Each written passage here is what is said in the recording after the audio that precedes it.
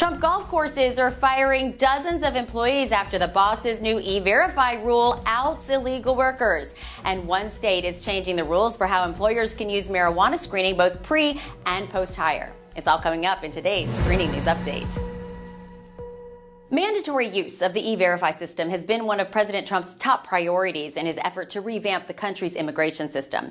It's taken some time and some bad publicity, but he is now requiring all 12 of his U.S. golf courses to implement the federal program that confirms employees are legally allowed to work here.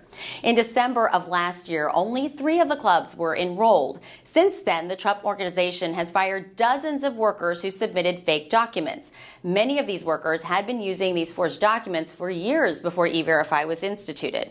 A former manager of the Colts Neck course in New Jersey told reporters that up until now, the clubs focused more on rooting out pay disparities between men and women and making sure employees who work with young golfers had the appropriate background checks. But this is the first season where they were told to focus on workers' immigration status.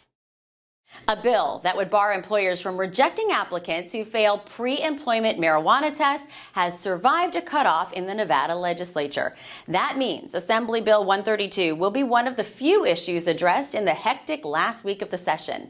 If someone fails a test within their first 30 days on the job, this new measure would require employers to give them a chance to take another test. This bill does not apply to some professions, including firefighters and emergency medical technicians. This might seem like lawmakers are forcing employers to abandon their drug-free workplace policies, but not really. If passed, the legislation would allow businesses to require everyone to pass all future drug tests once they're on the payroll.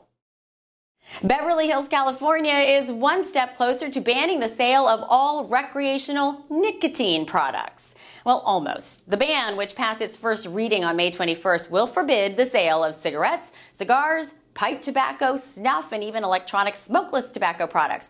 But there is one exemption for the city's 3 exclusive cigar clubs frequented by the rich and famous.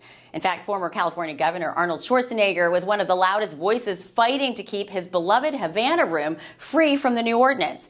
So as the rules are written now, those 3 clubs would be able to continue to operate, while convenience store owners in the city say they'll lose up to 45% of their income if and when this becomes law.